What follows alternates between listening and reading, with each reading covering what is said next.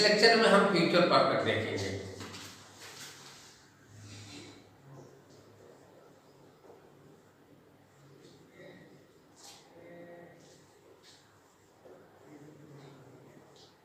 Future perfect tense,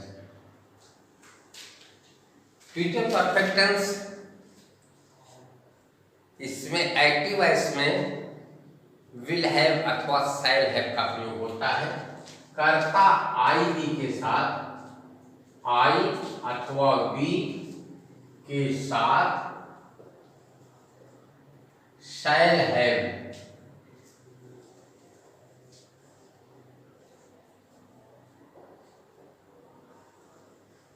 shall have एवं अन्य सभी कर्ता के साथ, अन्य सभी कर्ता के साथ विल हैव। सहायक क्रिया का प्रयोग एक्टिव वॉइस में होता है। ये एक्टिव वॉइस सहायक क्रिया है।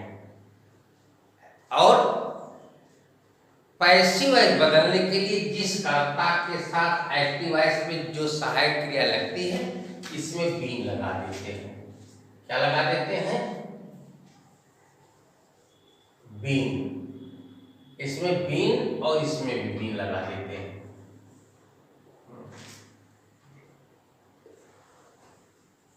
बीन लगा देते हैं।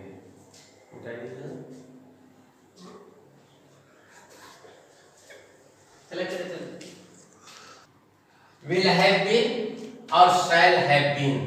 आप देखें, कर्ता आई बी के साथ शैल हैव बीन और अन्य सभी कर्ता के साथ विल हैव बीन का प्रयोग करते हैं।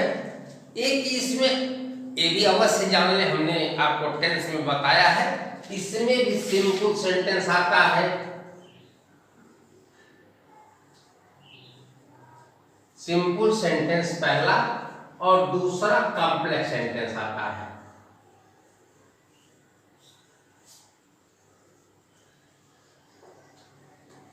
सिंपल सेंटेंस जो आएगा अकेला सेंटेंस होगा, लेकिन कॉम्प्लेक्स सेंटेंस जो आएगा इसमें प्रिंसिपल क्लॉज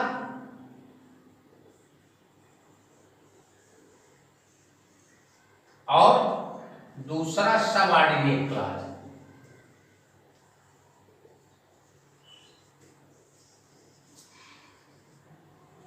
प्रिंसिपल क्लॉज और सबऑर्डिनेट क्लॉज आएगा। प्रिंसिपल क्लॉज फ्यूचर परफेक्ट में होगा, फ्यूचर परफेक्ट में होगा और सबऑर्डिनेट क्लॉज प्रेजेंट इंडेफिनिट में,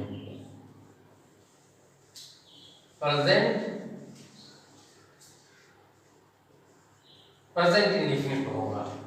लेकिन जिस तरह से हमने आपको बताया है पास्ट परफेक्ट टेंस में बिफोर से जो क्लास शुरू होता है सबऑर्डिनेट क्लास होता है, लेकिन जिसमें पास्ट परफेक्ट टेंस होता है वह प्रिंसिपल क्लास होता है। ठीक उसी तरह से इसमें भी यदि वाक्य बिफोर से जुड़ा हो और प्रिंसिपल क्लास सबऑर्डिनेट क्लास दोनों हो, तो प्रिंसिपल क्लास पास्ट परफेक्ट में होगा, इसी का पैसिव वॉइस बनेगा और सबऑर्डिनेट क्लास को ज्यों का त्यों लिख देते हैं।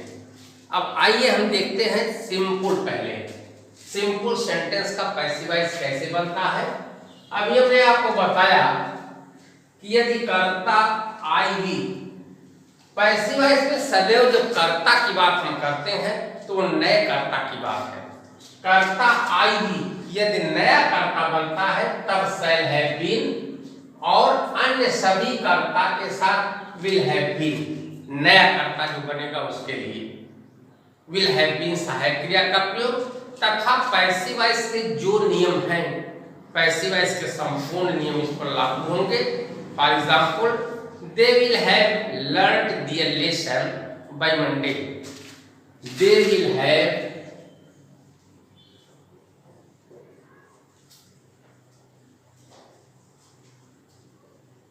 learned their lesson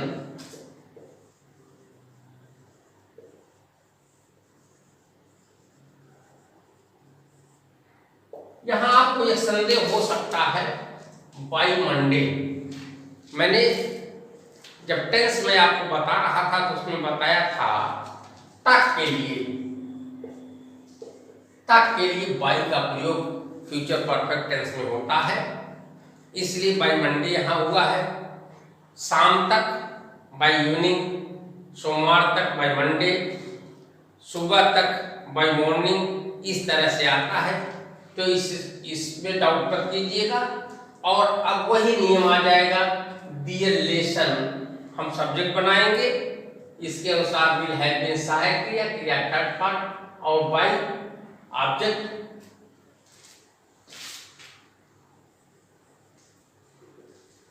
dear lesson will have been learnt by them, learnt by Monday।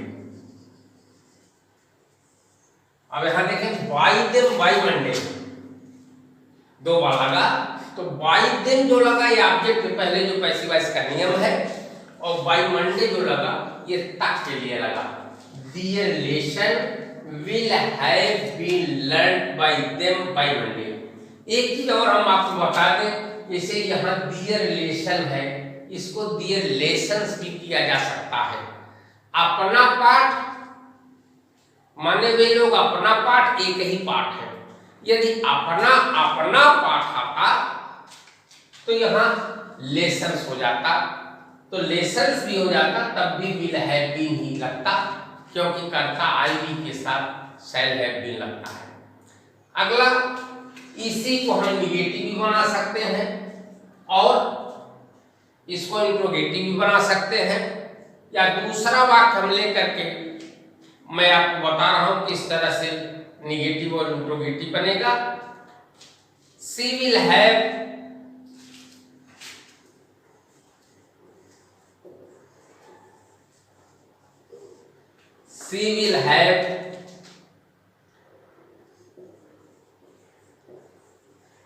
read her book। She will have, सभी यहां नॉट लगा दीजिए आप, निगेटिव बन जाएगा। She will not have read her book।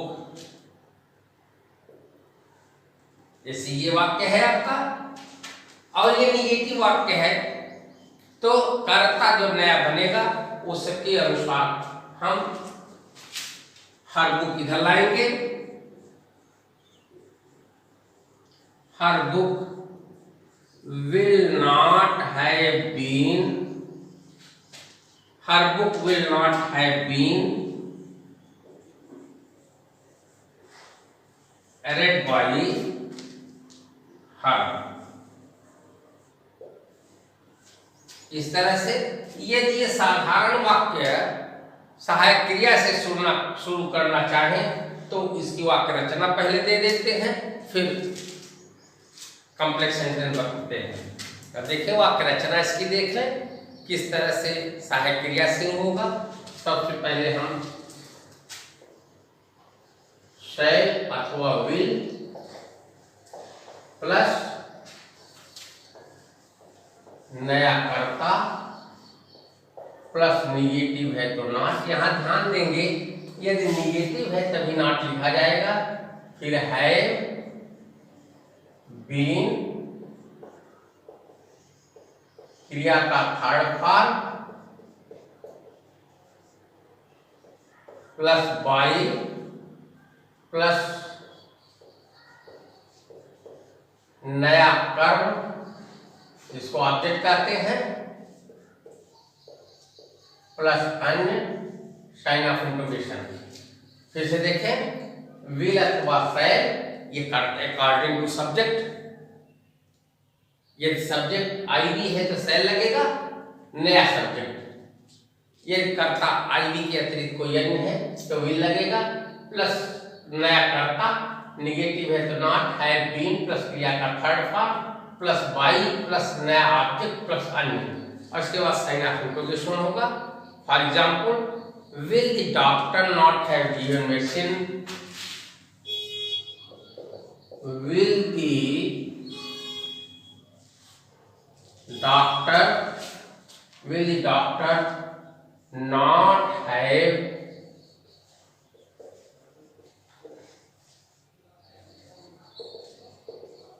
medicine to that poor girl?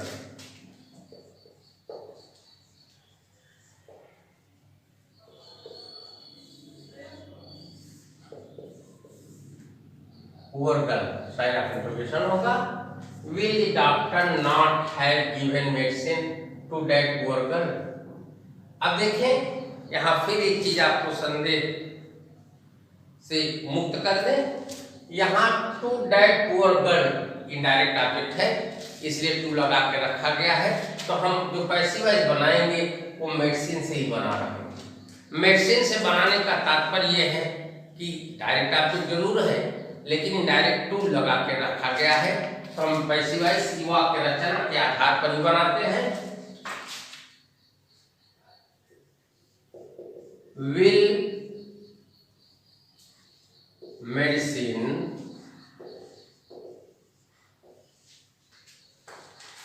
not have been given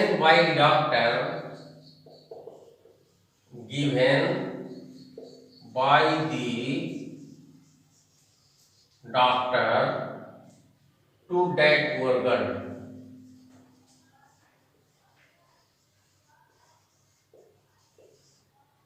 To that poor girl sign of interrogation होगा। इस तरह से ये बनता है। अगर ये क्वेश्चन वर्ड से शुरू होगा तो क्वेश्चन वर्ड में यहां लिख देंगे।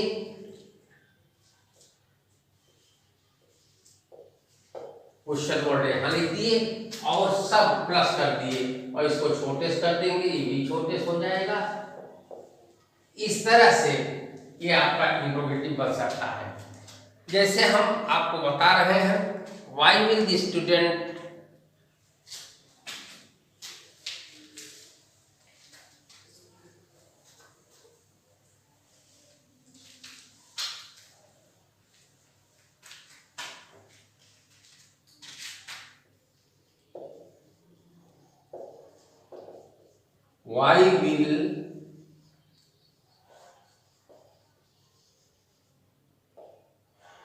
students not have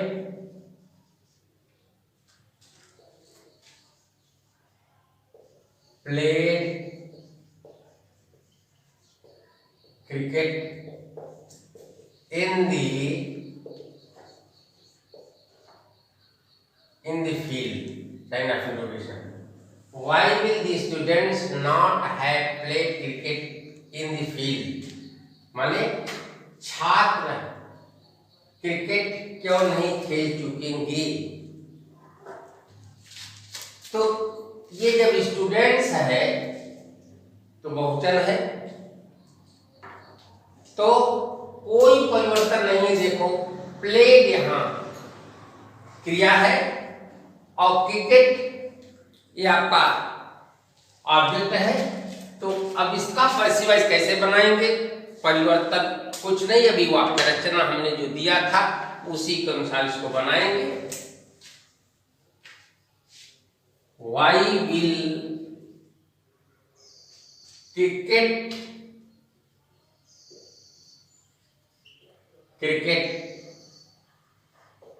not have been played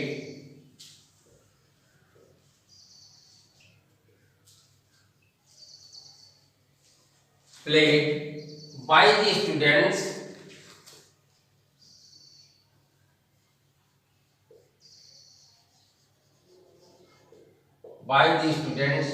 in the field.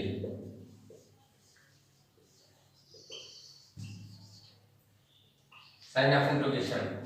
Why will cricket not have been played by the students in the field? इस तरह से ये सिंपल सेंटेंस का बना।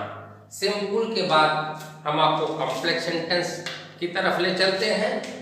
कॉम्प्लेक्स सेंटेंस कई बार हमने चर्चा किया है, फिर चर्चा कर देते हैं। यदि आपको जानकारी लेना हो, कॉम्प्लेक्स सेंटेंस बराबर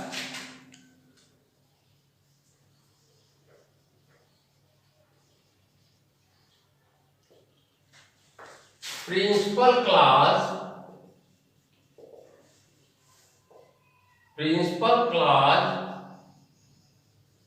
प्लस सबऑर्डिनेट क्लॉज।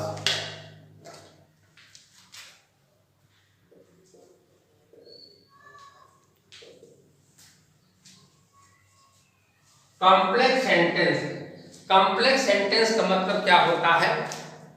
मिश्रित वाक्य का मतलब होता है principal clause plus subordinate clause. Principal clause प्रधान उपवाक्य और सबऑर्डिनेट क्लॉज आश्रित उपवाक्य। तो यदि वाक्य फ्यूचर परफेक्ट इस तरह का वाक्य आता है तो हम उदाहरण से आपको समझा रहे हैं किस तरह से उदाहरण से कैसे बनेगा। She will have called us before she goes to market. She will have called us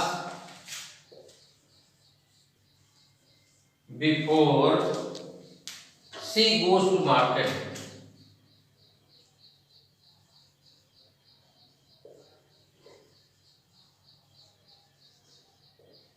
market full stop ये बना है। अब इसमें आप देखेंगे ये कॉम्प्लेक्स सेंटेंस है। कॉम्प्लेक्स सेंटेंस दो क्लॉज वाला सेंटेंस होता है। एक she will have called us before she goes to market ये बना। तो जो प्रिंसिपल क्लॉज है इसी को पैसिव वॉइस बनेगा। सबऑर्डिनेट क्लॉज को जैसे का तैसा लिख दिया जाएगा। अब यहां होगा we shall have been called by her. We shall have been called by her before she goes to market.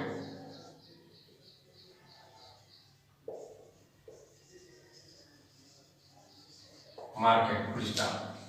अब यहां देखें प्रिंसिपल क्लॉज का ही पैसिव वॉइस बना है और सबऑर्डिनेट क्लॉज ठीक उसी तरह रख दिया गया है। ये चाहे अनुवाद हो चाहे पैसिव वॉइस हो, प्रिंसिपल क्लॉज में ही फ्यूचर परफेक्ट बन रहा है। एक चीज और यहाँ ध्यान दें, फ्यूचर परफेक्ट में आफ्टर वाला नहीं होता। कहने को मतलब जैसे यहाँ बिफोर लगा है उसके बाद प्रेजेंट इंडेफिनिट है तो इसमें आफ्टर का सेंटेंस नहीं बनता। अगला उदाहरण हम देखते हैं। Will he have written the novel? Will he have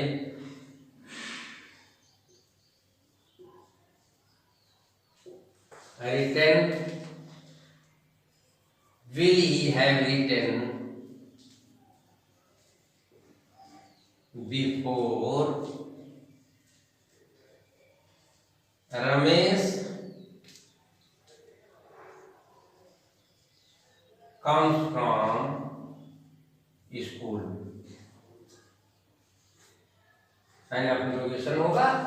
अब यहां हम समझेंगे ये प्रिंसिपल क्लॉज है, इसका पैसिव वॉइस बनाते हैं और सबऑर्डिनेट क्लॉज को उसी रूप में रख देते हैं।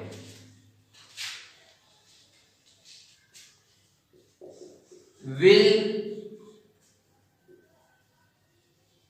Annabelle have been written by him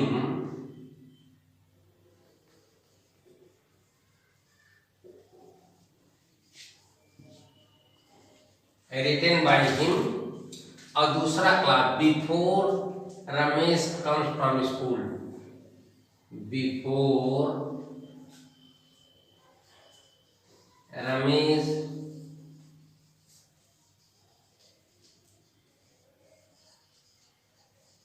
sign of introduction होगा। अब कोई प्रश्नसूचक शब्द आएगा तो क्वेश्चन वर्ड सबसे पहले आ जाएगा, क्वेश्चन वर्ड सबसे पहले आ जाएगा और वाक्य जो रचना होगी इसी तरह से होगा। ये उदाहरण के रूप में हम इसको समझते हैं। Why shall we not have taken our meal? Why shall we not have taken our meal before it starts rain? Before it conjugation होगा बिफोर इट स्टार्ट्स रेन। अब ठीक इसी तरह जैसे अभी बता रहे थे तो उसी तरह से होगा। Why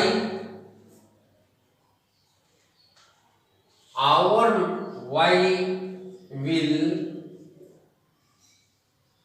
our meal not have been taken by us,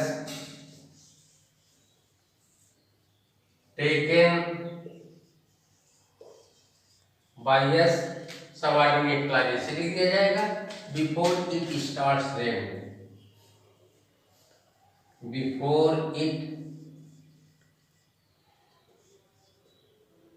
starts rain, sign of interrogation. इस तरह से आपका फ्यूचर परफेक्ट है। एक वाक्य हु वाला भी हम देख लेते हैं। Who will have told the story, who will have told us about a king,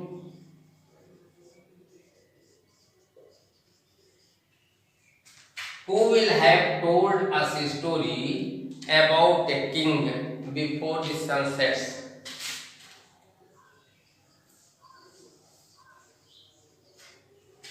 Before the sun sets. Sign of interrogation होगा। अब यहाँ बाई होम लग जाएगा, बाई होम। उसके बाद आस को भी इधर ला सकते हैं, स्टोरी भी ला सकते हैं, हम आस को इधर ला रहे हैं। By home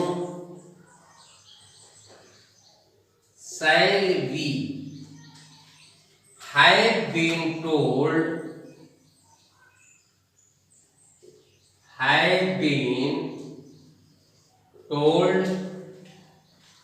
a story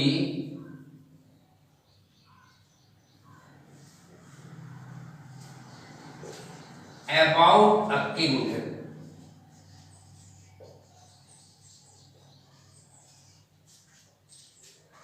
before the sun sets.